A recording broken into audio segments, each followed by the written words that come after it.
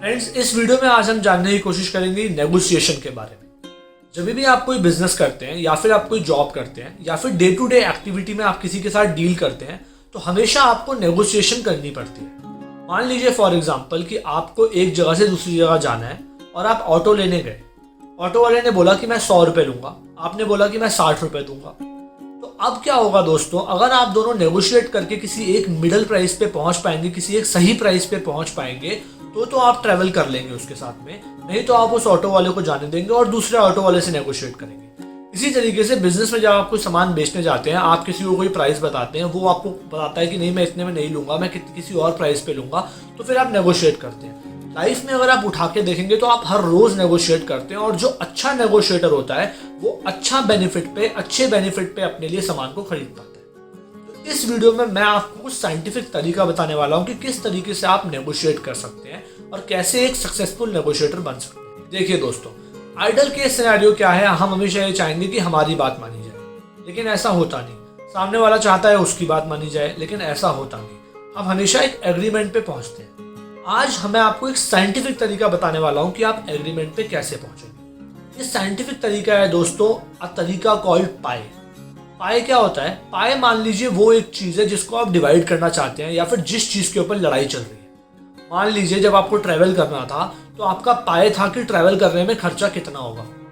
इसी तरीके से एक सिंपल एग्जांपल से इसको समझते हैं, फिर हम समझेंगे कि हम हर नेगोशिएशन में पाई के कॉन्सेप्ट को कैसे यूज कर सकते हैं। मान लीजिए ये एक पाई है और इसकी वैल्यू है 9। मान लीजिए दो लोग हैं ए और बी, उनको इस पाई को डिवाइड करना है। अगर ये नेगोशिएशन कंप्लीट नहीं हो पाती, नेगोशिएशन सक्सेसफुल नहीं हो पाती, तो ए को इस 9 में से एक हिस्सा मिलेगा, ओनली 1।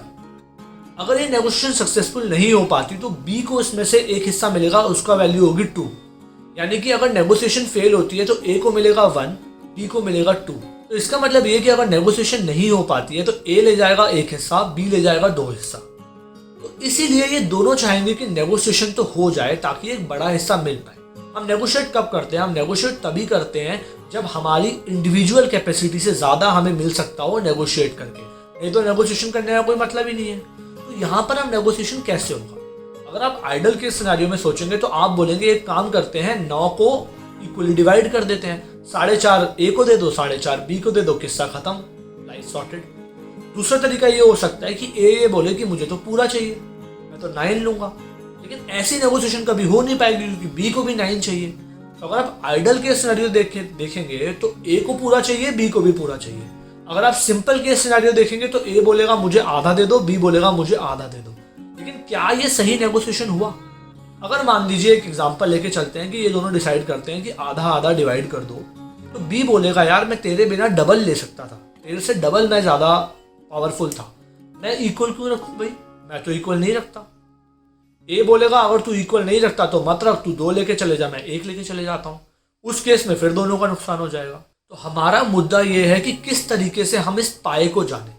क्या है पाए? हमें सबसे पहले वो समझना है। हर एग्रीमेंट में ये समझने के लिए, हर नेगोशिएशन में ये समझने के लिए पाए क्या है, हमें ये समझने की जरूरत है कि अगर ये नेगोशिएशन फेल हो जाती है तो टोटल वैल्यू क्या आती है, और अगर ये नेगोशिएशन सक्सेसफुल हो जाती है तो टोटल वैल्यू क्या आती है। अगर ये नेगोशिएशन सक्सेसफुल हो जाती है तो टोटल वैल्यू क्या आती है? 9 आती है। अगर ये नेगोशिएशन फेल हो जाती है तो टोटल वैल्यू क्या आती है? 1 + 2 3 आती है। इसका मतलब अगर आप देखें तो ये नेगोशिएशन हो किस लिए रही है? ये नेगोशिएशन हो रही है ये एडिशनल जो 6 रह गया इसको डिवाइड करने के लिए। इसका मतलब ये है आपका पाए। तो पाए क्या है दोस्तों? पाए वो वैल्यू है जो कि अगर नेगोशिएशन सक्सेसफुल हो जाए तो, माइनस अगर नेगोशिएशन फेल हो जाए तो, उन दोनों का जो डिफरेंस है वो है पाए। और पाए को हमेशा इक्वल डिवाइड करना ही सही, फेयर डिवाइड करना है। अगर आप देखें यहाँ पर है पाए 6, इसको इक्वल डिवाइड कर लीजिए 3 + 3। तो अब आप दे दीजिए 3 ए को, यानी कि ए के पास हो गया 1 + 3 4, और 3 दे दीजिए बी को, यानी कि बी के पास हो गया 2 + 3 5। तो 4 मिल गया ए को, 5 मिल गया बी को। तो ये सही तरीका है दोस्तों नेगोशिएट करने का। अब हम इसको एक रियल लाइफ एग्जांपल से समझते हैं ताकि आपको समझ आए कि नेगोशिएशन में आप पाई को कैसे इस्तेमाल कर सकते हैं। मान लीजिए फॉर एग्जांपल एक बंदा है और आप अपने घर पे उसको बुलाना चाहते हैं। मान लीजिए आप हैं ए, मान लीजिए एक और बंदा है बी और एक बंदा है सी। जो सी है बेसिकली उसको आप भी अपने घर बुलाना चाहते हैं और उसको बी भी अपने घर बुलाना चाहता है, यानी कि ए भी अपने घर बुलाना चाहता है, बी भी अपने घर बुलाना चाहता है। मान लीजिए अगर सी आपके पास आता है तो उसको 4 रुपए का खर्चा आपको देना पड़ेगा आने के लिए और 4 रुपए का खर्चा देना पड़ेगा वापस जाने के लिए। मान लीजिए अगर सी फिर जाता है बी के पास तो बी को 7 रुपए का खर्चा देना पड़ेगा उसको बुलाने के लिए और 7 रुपए का खर्चा देना पड़ेगा उसको वापस भेजने के लिए, यानी कि बी का खर्चा हो जाएगा 14 रुपए। तो सी ये सोचता है कि यार मैं क्यों अलग अलग जाऊं, वो कहता है एक काम करता हूं, पहले मैं ए तुम्हारे पास आता हूं, फिर मैं बी तुम्हारे पास जाता हूं, फिर मैं अपने घर चले जाऊंगा। अगर आप टोटल खर्चा देखें तो वो कितना होगा, 4 रुपए आपके पास आने तक का, 5 रुपए आपके पास से बी तक जाने तक का और 7 रुपए वापस जाने तक का, यानी कि टोटल खर्चा होगा 16 रुपए। अगर अब आप देखें इसको आपको डिवाइड करना हो, अगर आपको पाई समझना हो तो आप कैसे समझेंगे। अगर आप इंडिविजुअली अपने पास बुलाते तो टोटल खर्चा होता कितना, 4 + 4 8 रुपए। अगर बी अपने पास बुलाता तो टोटल खर्चा कितना होता, 7 + 7 14 रुपए। यानी कि आपके पास 8 रुपए आने का, उसके पास 14 रुपए आने जाने का, 8 + 14 कितना हो गया, टोटल खर्चा 22 रुपए। लेकिन अगर आप ये प्रोसेस फॉलो करते हैं कि पहले वो आपके पास आए, फिर बी के पास जाए, फिर वापस जाए, टोटल खर्चा कितना हुआ, 4 + 5 + 7 यानी कि 16 रुपए।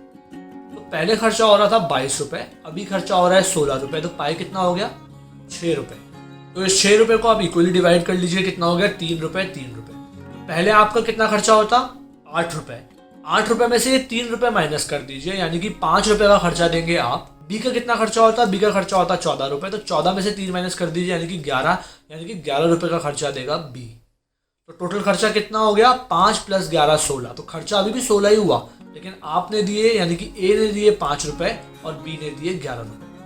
अगर आप पाई के कॉन्सेप्ट को समझ गए तो आप सही तरीका समझ पाएंगे नेगोशिएट करने का। इसी कॉन्सेप्ट को हम अलग अलग बड़ी बड़ी रियल लाइफ प्रॉब्लम में यूज कर सकते हैं और नेगोशिएट कर सकते हैं। तो दोस्तों आशा करता हूँ इस वीडियो में आपको नेगोशिएट करने का एक साइंटिफिक तरीका समझ आया होगा, आपको समझ आया होगा कि पाई कैसे कैलकुलेट करते हैं। अगर मैं कंक्लूड करूँ तो आपको करना है हमेशा कैलकुलेशन वो वैल्यू जो नेगोशिएशन करके मिलेगी माइनस वो वैल्यू जो इंडिविजुअल मिलेगी, और जो भी वो एडिशनल पार्ट है जिसके लिए एक्चुअली नेगोशिएशन हो रहा है वो हो जाएगा पाई, उसको हमेशा इक्वली डिवाइड कर लेंगे और इस तरीके से नेगोशिएशन हो जाएगी। दोस्तों आशा करता हूँ वीडियो आपको अच्छा लगा होगा। अगर वीडियो अच्छा लगा हो तो वीडियो को लाइक कीजिए, चैनल को सब्सक्राइब कीजिए। मिलते हैं अगले वीडियो में जहाँ पर हम जानेंगे ब्रांड मैनेजमेंट के बारे में सब कुछ, ये जानेंगे कि किस तरीके से हमें ब्रांड बनानी चाहिए।